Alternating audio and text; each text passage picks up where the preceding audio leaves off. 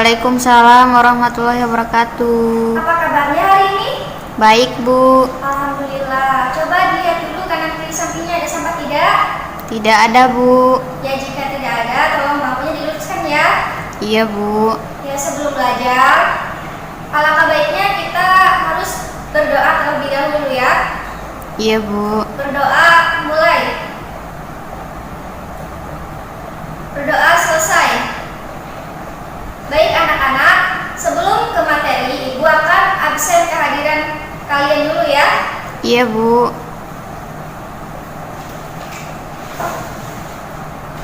Tima Hayati ada?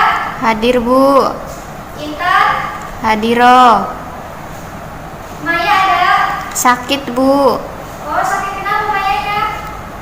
Sakit perut katanya, Bu. Oh ya udah, berarti hari ini yang tidak hadir Maya aja ya. Iya, Bu. Oke.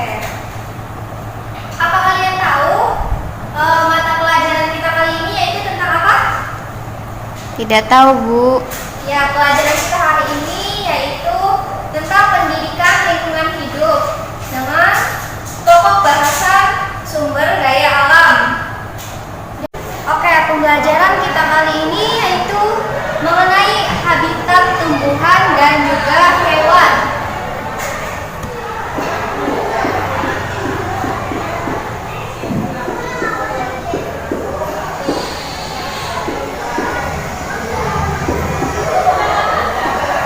Jadi anak-anak, setiap makhluk hidup itu mempunyai rumah untuk tempat tinggal.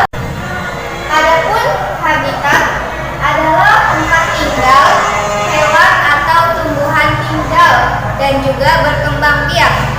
Habitat merupakan lingkungan fisiknya di sekitar makhluk hidup yang mempengaruhi dan dimanfaatkan oleh makhluk hidup. Jadi beberapa habitat yaitu mempunyai ukuran yang sangat luas seperti hutan, gurun, ataupun lautan. Beberapa habitat yang lain sangat sempit seperti halaman rumah ataupun kolam.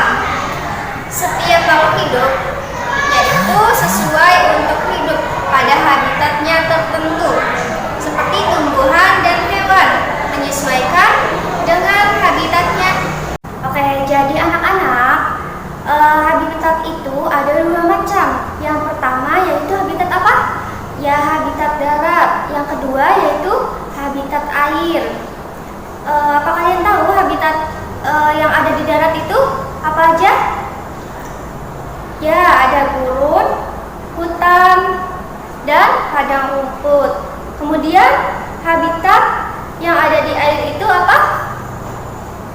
Ya, tumbuhan dan hewan yang mempunyai ciri-ciri khusus untuk menyesuaikan dengan habitatnya.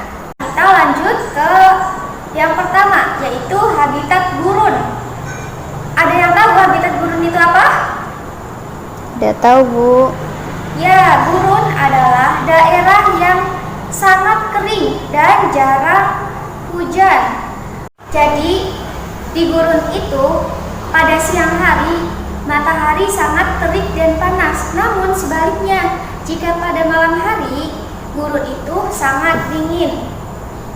Yaitu pengertian dari habitat gurun. Di gurun, tumbuhan yang banyak ditemukan yaitu adalah tumbuhan aerofit atau xerofit, yaitu tumbuhan yang dapat hidup di lingkungan kering dan sedikit air. Adapun ciri-ciri dari tumbuhan xerofit adalah yang pertama itu berdaun kecil atau tidak berdaun. Yang kedua yaitu berakar panjang. Dan yang ketiga itu batangnya berdaging untuk menyimpan air atau sukulenta. Adapun tumbuhan yang pertama yang hidup di gurun itu ada kaktus. Kaktus adalah contoh tanaman xerofit. Daunnya berbentuk duri atau seperti jarum, sehingga permukaannya kecil. Dengan permukaan daun yang kecil, kaktus dapat mengurangi penguapan air sehingga tanaman tetap tumbuh dan hidup meskipun di gurun. Lanjut ke makhluk hidup yang bisa bertahan di gurun itu ada unta. Apakah yang pernah lihat unta? Ya, jika kalian lihat unta itu hidup di gurun. Hanya beberapa jenis hewan dan tumbuhan yang dapat hidup di gurun. Unta itu memiliki bulu mata yang panjang untuk menghalangi cahaya matahari dan untuk menghalangi pasir agar tidak masuk ke mata. Dan kaki unta yang panjang itu agar badannya jauh dari tanah yang panas. Pada punggung unta itu terdapat punuk yang berisi lemak yang sebagai cadangan makanan, sehingga unta dapat bertahan hidup beberapa hari tanpa makanan dan minuman. Oke, kita lanjut ke habitat yang kedua, yaitu habitat padang rumput. Jadi, padang rumput seperti sabana atau savana kebanyakan terdapat di Madura yang datarannya tinggi. Sabana ini memiliki ciri banyak. Ditemukannya rumput yang diselingi semak-semak atau rumpun-rumpun pohon rendah. Hal ini umumnya terjadi karena musim kemarau yang panjang, sehingga tumbuhan yang paling banyak ditemui adalah rumput dan tumbuhan semak. Jenis padang rumput stepa hanya ditemukan di Pulau Sumba, Sumbawa, Flores, dan Timur. Wilayah ini umumnya memiliki padang rumput yang luas, musim kemarau yang panjang, dan berpotensi untuk peternakan sapi, kuda, sandal atau sumba, dan kuda lima. Daerah kering ini pada wilayah timur terdapat di Lembah Palu. Jenis hewan yang banyak ditemui di padang rumput adalah seperti hewan herbivora, yaitu pemakan tumbuhan seperti kelinci, serangga, dan jenis burung. Yang ketiga yaitu habitat hutan tropis. Apa kalian tahu hutan tropis itu apa? Tidak tahu, Bu. Ya, jika tidak, Ibu akan memberitahu ya. Jadi, hutan tropis itu adalah daerah dengan curah hujan yang sangat tinggi dan turun sepanjang tahun.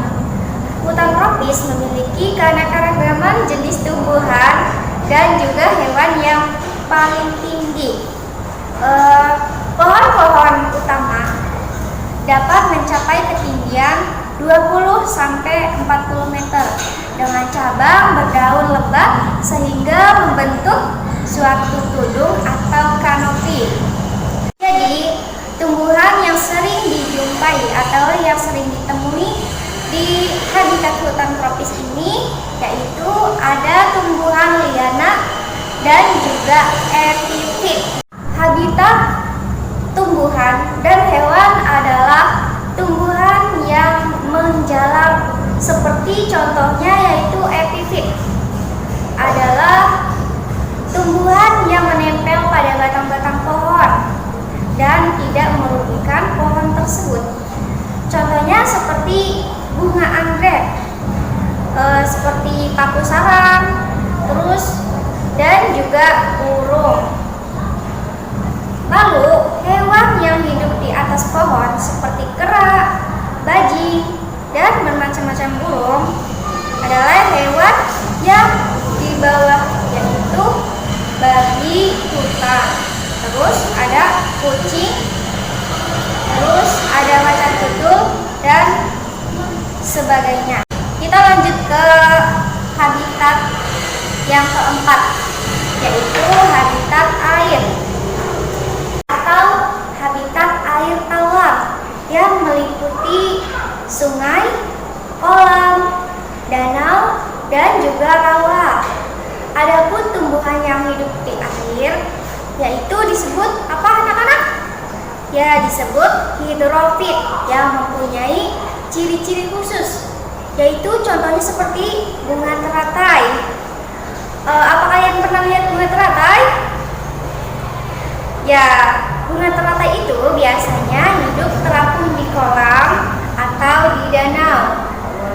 Daun teratai juga itu daunnya lebar dan tipis. Itu fungsinya apa? Untuk apa? Untuk mempermudah penguapan air dan juga penyerapan cahaya matahari.